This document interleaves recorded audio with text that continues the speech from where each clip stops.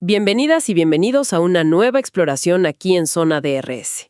Hoy nos metemos de lleno en un tema que, está dando mucho que hablar en la Fórmula 1, las paradas en boxes de McLaren. Tenemos información que pinta un cuadro bastante curioso, ¿no? Un equipo capaz de la perfección absoluta en pits, pero que últimamente también comete errores que cuestan caro. La idea es entender qué está pasando realmente tras bambalinas. ¿Cómo puede ser que el equipo con la parada más rápida del año, un récord impresionante, sufra de fallos tan notorios y en momentos clave? ¿Y cuál es la versión oficial del equipo sobre la gravedad del asunto? Vamos a desmenuzar un poco la situación. Efectivamente, vamos a analizar las declaraciones más recientes de, digamos, la cúpula de McLaren y a contrastarlas con los datos duros de las últimas carreras. Buscaremos comprender la raíz de esta inconsistencia, por qué es tan complicado solucionarlo con la temporada ya avanzada y, qué puede significar esto para sus ambiciones en el campeonato. Dale, empecemos por lo más visible, lo que ha encendido las alarmas. Los errores y la lentitud que hemos visto en algunas paradas recientes. Carreras como Singapur, Italia, Holanda, han mostrado paradas complicadas para McLaren, con tiempos por encima de los 4 o incluso 5 segundos.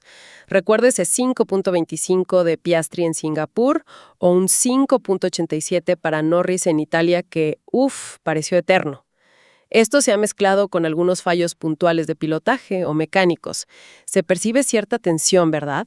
Algunos análisis hablan de un nerviosismo palpable en el muro y en el garaje. Sí, y esa percepción tiene una base oficial. Andrea Stella, el director del equipo, ha sido bastante franco al admitir, según recogen varios análisis especializados, que existe un problema de hardware. Ha señalado directamente a las pistolas neumáticas y a las tuercas como el origen del problema.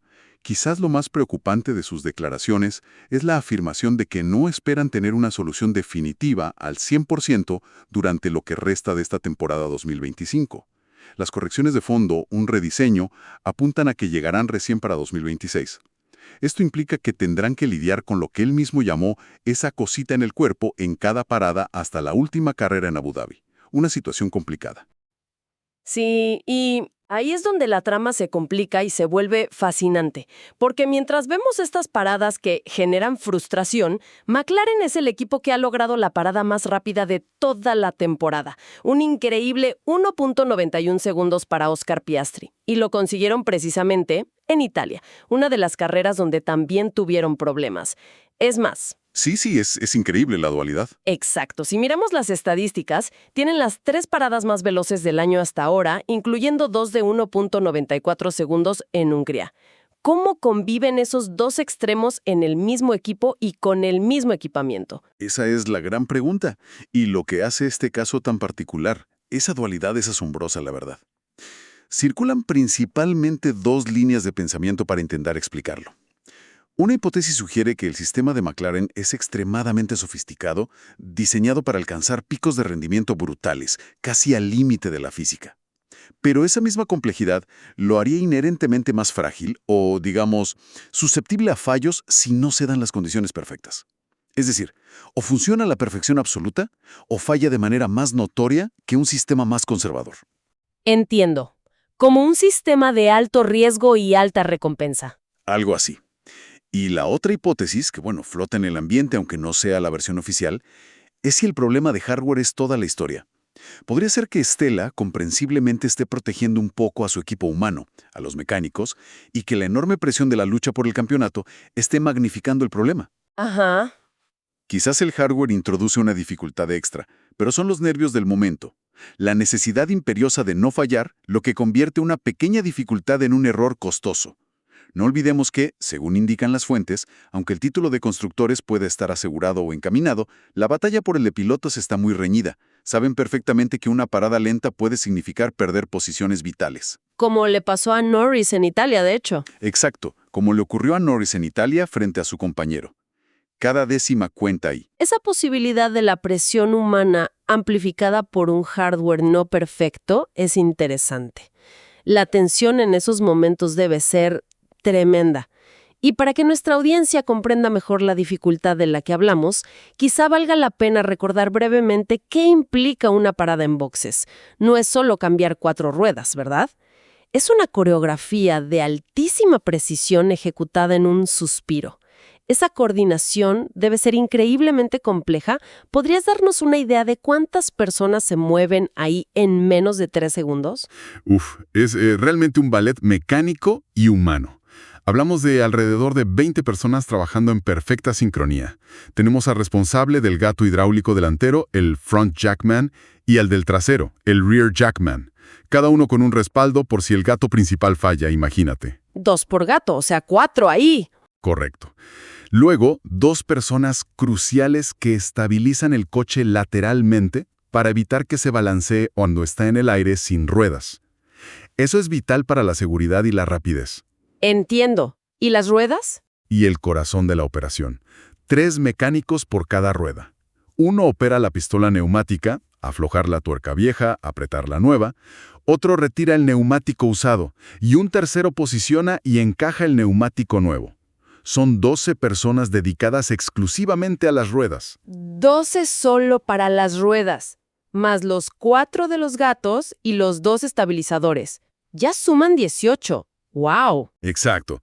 Y a menudo vemos 2 personas más en la parte delantera, listas para ajustar el ángulo del alerón si el piloto lo pidió por radio o si el equipo decide hacerlo estratégicamente.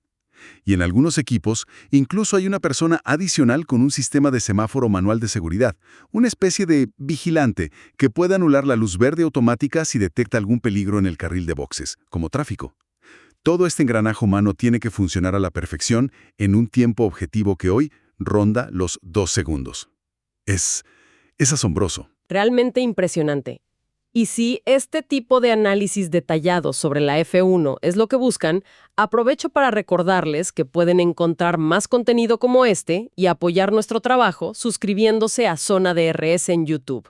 No se olviden. Continuemos. Mencionabas que Stella apunta a las pistolas y las tuercas. Se ha usado una analogía visual simple. Imaginar la pistola como un secador de pelo por su forma general. Esta pistola encaja en la tuerca de la rueda, que tiene unas muescas específicas. ¿Cómo es el proceso exacto y dónde puede fallar, digamos, en la práctica? A ver, el mecánico debe primero seleccionar la dirección de giro, aflojar, luego posicionar la pistola sobre la tuerca de forma precisa. Aquí ya puede haber un primer punto de fricción si el encaje no es perfecto. Al accionar, la pistola afloja la tuerca, que suele estar diseñada para quedarse retenida en la llanta vieja para no perderla, ¿no? Ok. El mecánico retira la pistola, el otro mecánico saca la rueda vieja, entra la rueda nueva y el operador de la pistola cambia la dirección a apretar. Vuelve a posicionar la pistola sobre la nueva tuerca, aprieta hasta el torque correcto y, este es un paso crítico, debe confirmar que la operación en su rueda ha terminado. ¿Y cómo se confirma? Imagino que levantar la mano como antes ya no es una opción por la velocidad requerida, ¿no? Correcto, eso quedó obsoleto hace tiempo. Ahora se usan sistemas automatizados. Muchas pistolas tienen integrados botones o palancas. Cuando el mecánico retira la pistola después de apretar correctamente, este mecanismo envía una señal electrónica, un verde, al sistema central del equipo. Cuando el sistema recibe los 4 verdes de las ruedas, automáticamente da la señal a los operadores de los gatos para bajar el coche. Entiendo. Aquí es donde, según sugiere McLaren, podría estar el fallo de hardware. Quizá un problema mecánico interno en la pistola, que no siempre aprieta correctamente o no detecta bien el torque. O un problema de diseño en la interfaz pistola-tuerca, haciendo que el encaje sea difícil o requiera un ángulo muy específico, perdiendo décimas preciosas. O incluso que el sistema de señalización, el que manda el verde, no sea 100% fiable. O sea, puede ser la pistola, la tuerca o cómo interactúan. Exacto. Stella insiste en que es hardware, piezas físicas, aunque un fallo de software en la gestión de esas señales tampoco sería imposible. Él se centra en los componentes. Y volvemos a lo mismo, el factor humano interactúa con esto. Si la herramienta no es perfecta, la probabilidad de un error bajo presión aumenta. Una pequeña duda, un encaje que no entra a la primera, y ya perdiste medio segundo, fácil. Tenemos el ejemplo concreto de Monza, que el propio equipo explicó. El mecánico de la rueda delantera izquierda apretó la tuerca, pero esta no quedó bien fijada, no llegó al torque correcto o el sistema no lo registró bien. La pistola, al parecer, indicó el fallo con luces intermitentes rojo-verde, pero en la vorágine del momento el mecánico no lo percibió de inmediato. Claro, imagínate la velocidad y la presión. Fue otro miembro del equipo quien tuvo que alertarlo. Tuvo que repetir la acción de apretar, perdiendo segundos que fueron cruciales en ese momento de la carrera. Este tipo de incidentes ilustra cómo un fallo de hardware puede inducir o agravar un error humano o de procedimiento. Exactamente. Esa interacción hardware-software humano es increíblemente delicada en un entorno de tan alta presión y velocidad.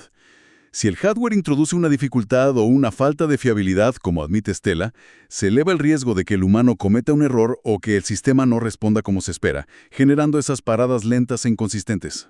Entendido. Pero entonces, si tienen identificado que el problema está en las pistolas o las tuercas, surge la pregunta lógica: ¿por qué no simplemente las cambian y ya está? Parece la solución más directa, ¿no? Es que, no es tan simple como ir a una tienda y comprar pistolas nuevas, ¿viste? Especialmente con la temporada tan avanzada y con el gran circo moviéndose por todo el mundo. Pensemos en el calendario que queda. Estados Unidos, México, Brasil, Las Vegas, Qatar, Abu Dhabi. Son muchas carreras fuera de Europa, lejos de la fábrica en Woking. Claro, la logística es un tema. Un tema enorme. Primero, el equipo tiene que identificar exactamente cuál es el componente o la interacción que está fallando. ¿Es el mecanismo interno de la pistola? ¿Es el diseño del encaje con la tuerca? ¿Es el material bajo ciertas condiciones? Eso lleva tiempo. Una vez identificado, viene la fase de rediseño. Hay que modificar la pieza o piezas afectadas. Luego, la fabricación. McLaren puede fabricar algunas cosas internamente, pero para componentes tan específicos como las pistolas o tuercas de rueda, a menudo dependen de proveedores externos altamente especializados. Hay que producir suficientes unidades nuevas, no solo un prototipo, sino juegos completos para ambos coches y repuestos. ¿Y probarlas, supongo? Y lo más importante, probarlas exhaustivamente. No puedes introducir un componente crítico en una parada en boxes sin estar absolutamente seguro de su fiabilidad bajo el estrés de una carrera. Todo este ciclo, diagnóstico, diseño, fabricación, prueba, lleva tiempo, consume recursos de ingeniería y tiene un coste. Y a eso se suma la logística que mencionabas. Producir las piezas es una cosa, pero luego hay que hacerlas llegar a los circuitos al otro lado del planeta. No es como llevarlas de la fábrica Silverstone en una furgoneta. Precisamente. Y tenemos un precedente reciente que ilustra muy bien esta dificultad. Lo que le pasó a Sauber, ahora Kick Sauber, en 2024. Empezaron la temporada con un problema de diseño en sus tuercas de rueda, que tendían a trasroscarse. Es decir, la rosca entraba mal, se dañaba y dificultaba enormemente tanto el aflojado como el apretado rápido. Me acuerdo, fue un dolor de cabeza para ellos. Totalmente. Les costó unas 5 o 6 carreras, varios meses, tener una solución definitiva e implementada. Tuvieron que rediseñar la tuerca, coordinarse con el proveedor externo que las fabricaba, esperar la producción en masa y luego distribuirlas a los circuitos. McLaren se enfrenta a un desafío similar en términos de plazos y complejidad logística, aunque la naturaleza exacta del problema sea distinta.